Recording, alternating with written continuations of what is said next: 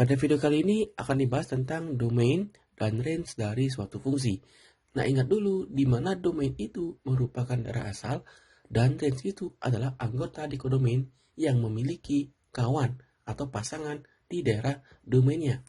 Nah, untuk lebih jelasnya kita perhatikan contoh-contoh berikut ini.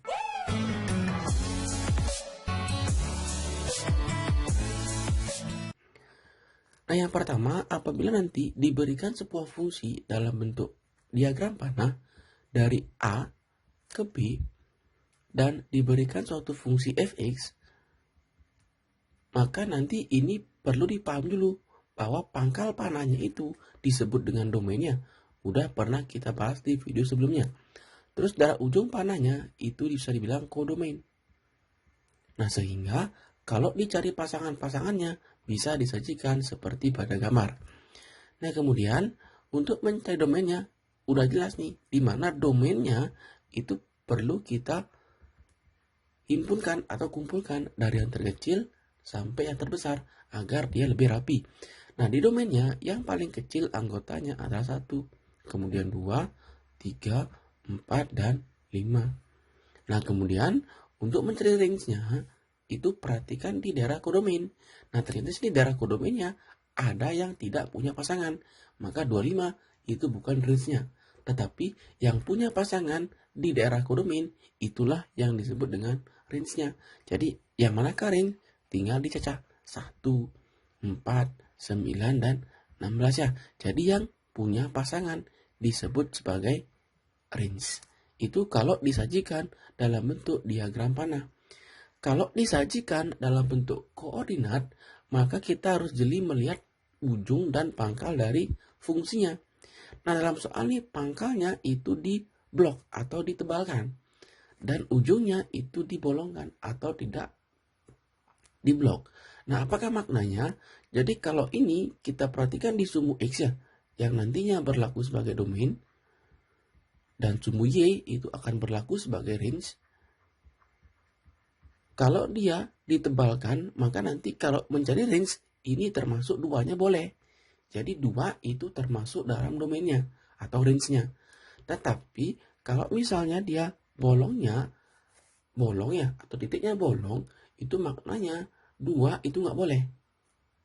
Jadi 2 itu bukan domain atau bukan range-nya. Nah, sehingga untuk mencari domainnya, ini perlu kita buat dulu nih. X di mana kita perhatikan titik pangkalnya ditarik ke sumbu Y, sumbu X ya maksudnya, ke domainnya, maka ini berpotongan di minus 2. Maka haruslah X itu lebih besar sama dengan minus 2 ya. Ini lebih besar sama dengan minus 2, artinya minus 2 boleh ikut. Kemudian kurang dari, nah ini titiknya ada bolongnya. Kalau ditarik ke sumbu X dapat 2, maka dia kurang dari 2. Nah, maknanya 2 itu bukan domain, tetapi minus 2 adalah domain. Itu perbedaan isi tanah sama dengan dan tidak isi sama dengannya. Kemudian kalau range sama saja. Kalau tadi domain lihat sumbu X, sekarang range lihatlah sumbu Y. Sama juga nih, lihat pangkalnya yang paling kecil nih. Nah, dia terletak di minus 2. Sama juga nih, minus 2 kurang dari sama dengan Y dan kurang dari. Nah, ini sama ya. Kebetulan dia nilai-nilainya sama. Jadi kurang dari 2. Tidak usah isi sama dengannya. Karena di sini dia titiknya ada bolongnya.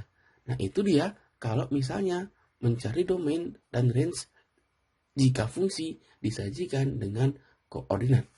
Dan yang terakhir, yang paling gampang, kalau misalnya disajikan dalam bentuk pasangan berurutan, itu tinggal mengambil saja. Nah, di mana domainnya itu adalah angka yang terletak di kirinya. Yang di kiri ya, 2, 3, 4, dan 7. Kita susun dari angka yang paling kecil. 2, 3, 4, dan 7. Dan range-nya itu tinggal ambil pasangannya. 3, 1, 7, 5. Kita susun dari yang paling kecil. 1, 3, 5, dan 7. Nah, itu dia cara menemukan domain dan range apabila disajikan dalam bentuk-bentuk fungsinya. bisa diagram panah, bisa koordinat, ataupun pasangan berurutan. Nah, mungkin untuk mencari yang pasangan berurutan itu gampang ya. Kemudian untuk yang maksudnya diagram panah, gampang. Pasangan berurutan juga tidak terlalu susah. Nah, yang susah dan harus jeli adalah yang ini nih, bentuk koordinat kartesius. Nah, agar lebih jelas, kita akan ambil lagi dua contoh.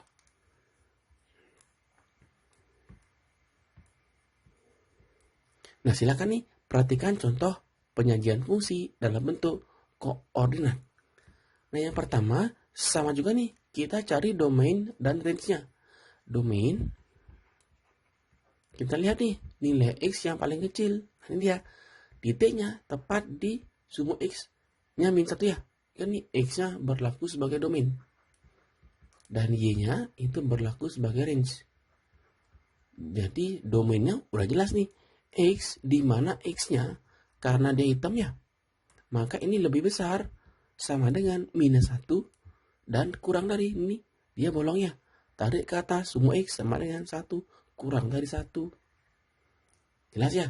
Jadi X untuk domainnya, ambil pangkalnya, ambil ujungnya, atau ambil bilang yang paling kecil, ambil bilang yang lebih besar. Kemudian untuk range-nya, sama juga nih, Y, di mana Y-nya itu. Nah, kita ambil yang kecil nih. Kebetulan ujungnya lebih kecil nih. Tarik nih. Nah, ini dia. Minus 2. Kurang dari. Dia tidak isi asiran atau bolong nih. Dan kurang dari sama dengan. Tarik ke sumbu Y. Nah, 0. 0 ya. Nah, jadi itu dia domain dan range-nya. Jadi di sini harus jeli melihat kapan dia tandanya kurang dari sama dengan dan kapan dia tandanya tidak isi sama dengannya. Nah, biar lebih jelas lagi, kita coba lagi satu contoh. Nah, sebelum lanjut ya, coba di skip dulu videonya, terus dicoba jawab, dan cocokkan nanti jawabannya dengan jawaban di video ini ya. Kita cek dulu domainnya. Nah, sama juga nih, yang pertama kita cek dulu nih adalah pangkalnya di X. Letaknya di minus 2, maka kita buat di domainnya X, di mana X-nya itu lebih besar sama dengan minus 2 ya. Ada sama dengannya, karena dia ini hitam, dan kurang dari sama dengan, atau kurang dari 3 ya, karena dia tidak diarsir, maka tandanya jangan isi sama dengan. Dan range-nya, itu yang dilihat adalah Y-nya, di mana Y-nya itu, kita perhatikan nih, yang paling kecil di ujungnya.